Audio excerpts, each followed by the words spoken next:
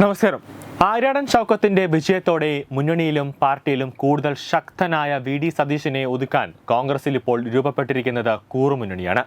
രമേശ് ചെന്നിത്തലയുടെയും ബെന്നി ബെഹനാന്റെയും നേതൃത്വത്തിൽ നടക്കുന്ന അണിയറ നീക്കത്തിൽ കെ മുരളീധരനും കെ സുധാകരനും അടക്കമുള്ള മുതിർന്ന നേതാക്കളും പങ്കാളിയാകുന്നതായാണ് പുറത്തുവരുന്ന വിവരം.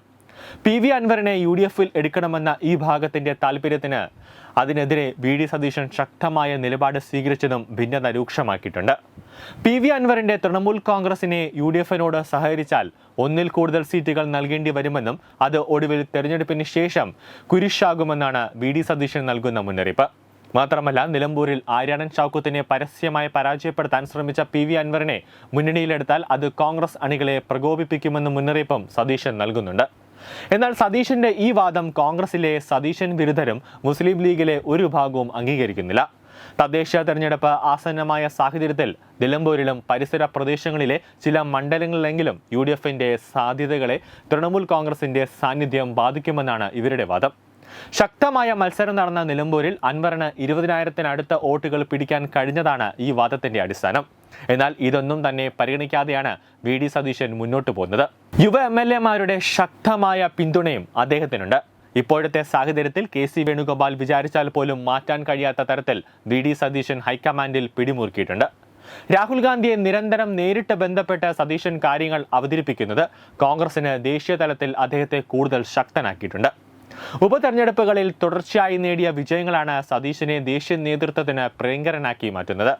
ഈ പോക്ക് പോയാൽ 2026 നിയമസഭാ തെരഞ്ഞെടുപ്പിലെ സ്ഥാനാർത്ഥി നിർണയത്തിലും സതീശന് നിർണായക റോൾ ഉണ്ടാകും. ഇത് തന്നെയാണ് അദ്ദേഹത്തിന്റെ എതിർചേരിയെയും ആശങ്കപ്പെടുത്തുന്നത്. സതീശൻ അനുകൂല ഭാഗമെന്നും എതിർഭാഗമെന്നുമുള്ള തരത്തിൽ ചേരിതിരിഞ്ഞു നിൽക്കുന്ന അവസ്ഥയിലാണ് കേരളത്തിലെ കോൺഗ്രസ് ഇപ്പോഴുള്ളത്. യുവാക്കൾക്കും യുവതികൾക്കും പ്രാധാന്യം നൽകുന്ന ഒരു സ്ഥാനാർത്ഥി പട്ടിക പുറത്തിറക്കണമെന്നാണ് സതീശൻ ആഗ്രഹിക്കുന്നത്. അധികാരം ലഭിക്കുകയാണെങ്കിൽ മുഖ്യമന്ത്രി സ്ഥാനത്തിന് തർക്കം വരുമെന്നതുകൂടി മുൻകൂട്ടി കണ്ടാണ് ഈ നീക്കമെന്നതും ഉറപ്പാണ്. യുവാക്കൾക്കൊപ്പം ഗ്രൂപ്പുകൾ മൂലക്കിരുത്തിയ VM സുധീരനെ നിയമസഭയിലേക്ക് മത്സരിപ്പിക്കണമെന്ന ആഗ്രഹവും സതീശൻ ക്യാമ്പിനുണ്ട്. സുധീരന്റെ അഴിമതി വിരുദ്ധ പ്രതിച്ഛായ ഉപയോഗപ്പെടുത്തുന്നതോടൊപ്പം തന്നെ താൻ ആഗ്രഹിക്കുന്ന മുഖ്യമന്ത്രി കസേര തട്ടിത്തെറിപ്പിക്കുന്ന സാഹചര്യമുണ്ടായാൽ സുധീരനെ മുൻനിർത്തി എതിർചേരിയെ വെട്ടിലാക്കാനാണ് സതീശന്റെ നീക്കം. രാഹുൽ ഗാന്ധിയുമായും സോണിയാഗാന്ധിയുമായും ഏറെ അടുപ്പം പുലർത്തുന്ന VM സുധീരന്റെ പേര് മുഖ്യമന്ത്രി സ്ഥാനത്തേക്ക് ഉയർന്നു വന്നാൽ ഹൈക്കമാൻഡിന് പോലും അത് അംഗീകരിക്കാതിരിക്കാൻ കഴിയില്ല. കേരളത്തിൽ ഭരണം ലഭിച്ചാൽ നേതാക്കൾ തമ്മിലടിക്കുമ്പോൾ സമവായ സ്ഥാനാർത്ഥിയായി ലാൻഡ് ചെയ്യാമെന്ന AICC ജനറൽ സെക്രട്ടറി കൂടിയായ ആലപ്പുഴ MP കെ.സി. വേണുഗോപാലിന്റെ സ്വപ്നം കൂടിയാണ് അതോടെ തകരുക.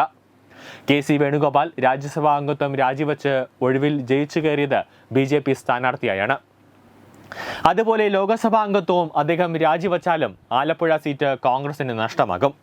ദേശീയ തലത്തിൽ തന്നെ ഇത്തരം തോൽവികൾ കോൺഗ്രസിനെ സാരമായി ബാധിക്കുമെന്നതിനാൽ ഇത്തരമൊരു റിസ്ക് എടുക്കാൻ എന്തായാലും കോൺഗ്രസ് ഹൈക്കമാൻഡ് തയ്യാറാകാൻ സാധ്യതയില്ല. കഴിഞ്ഞ ലോക്സഭാ തെരഞ്ഞെടുപ്പിൽ 2 മുന്നണികളെയും ഞെട്ടിച്ച് ആലപ്പുഴയിൽ വൻ മുന്നേറ്റമുണ്ടാക്കിയത് BJP സ്ഥാനാർത്ഥി ശോഭാ സുരേന്ദ്രനായതിനാൽ ഉപതെരഞ്ഞെടുപ്പ് വരുത്തിവെച്ച് BJPക്ക് ഇവിടെയും ജയിക്കാൻ അവസരമൊരുക്കിയാൽ അത് കോൺഗ്രസിൽ ദൂരവ്യാപകമായ പ്രത്യാഘാതമുണ്ടാകുകയാണ് ചെയ്യുക. കേരളത്തിലെ സിറ്റിംഗ് എംപിമാരിൽ UDF കൺവീനർ ഉൾപ്പെടെ 1/2 ഡസൻ പേരോളം നിയമസഭാ തെരഞ്ഞെടുപ്പിൽ മത്സരിച്ച് മന്ത്രിയാകാൻ ആഗ്രഹിക്കുന്നവരാണ്. ഇവർക്ക് അതിനുള്ള അനുമതി നൽകാതെ കെ.സിക്ക് മാത്രം അനുമതി നൽകിയാലും കോൺഗ്രസിൽ പൊട്ടിത്തെറിയുണ്ടാകും. മാത്രമല്ല, മുമ്പ് കെ. കരുണാകരൻ മുഖ്യമന്ത്രി സ്ഥാനം രാജിവെച്ചപ്പോൾ മുഖ്യമന്ത്രി സ്ഥാനം ഏറ്റെടുക്കാൻ AK ആന്റണി ഡൽഹിയിൽ നിന്നും പറന്നിറങ്ങിയതുപോലുള്ള ഒരു സാഹചര്യം കോൺഗ്രസിൽ ഉണ്ടാകില്ല എന്നതും ഉറപ്പാണ്. കാരണം ഗ്രൂപ്പുകൾ പാർട്ടിയെ നയിച്ച സാഹചര്യം കേരളത്തിലെ കോൺഗ്രസിൽ ഇപ്പോൾ പഴങ്കഥയാണ്. കൂടാതെ ഒരിക്കലും AK ആന്റണിയുമായും കെ. കരുണാകരനുമായും താരതമ്യപ്പെടുത്താനുള്ള ഒരു വലിപ്പവും കെ.സി. വേണുഗോപാലിന് ഇല്ല എന്നതും അദ്ദേഹത്തിന്റെ ന്യൂനതയാണ്. ഒരു മുന്നണി എന്ന നിലയിൽ ഘടകകക്ഷികളുടെ നിലപാടുകൾ അംഗീകരിക്കുമ്പോഴും മുസ്ലിം ലീഗിന് പൂർണ്ണമായും കീഴ്പ്പെടുത്തുന്ന ഒരു മുഖ്യമന്ത്രി ഉണ്ടാകരുത് എന്ന് തന്നെയാണ് കോൺഗ്രസിന്റെ ദേശീയ നേതൃത്വം ആഗ്രഹിക്കുന്നത്. UDFന് ഭരണം ലഭിച്ചാൽ ഉപമുഖ്യമന്ത്രി സ്ഥാനം ആവശ്യപ്പെടാൻ മുസ്ലിം ലീഗ് ഒരുങ്ങുന്ന സാഹചര്യത്തിൽ ജനകീയനും കർക്കശക്കാരനുമായ ഒരു മുഖ്യമന്ത്രിയാണ് കോൺഗ്രസ് അണികളും ആഗ്രഹിക്കുന്നത്. മുൻ നിയമസഭാ സ്പീക്കറും KPCC പ്രസിഡന്റുമായിരുന്ന VM സുധീരന്റെ പേരിന് മുൻതൂക്കം ലഭിക്കുന്നതും ഈ സാഹചര്യത്തിലാണ്. ന്യൂസ് ഡെസ്ക് തത്തമൈ ന്യൂസ്.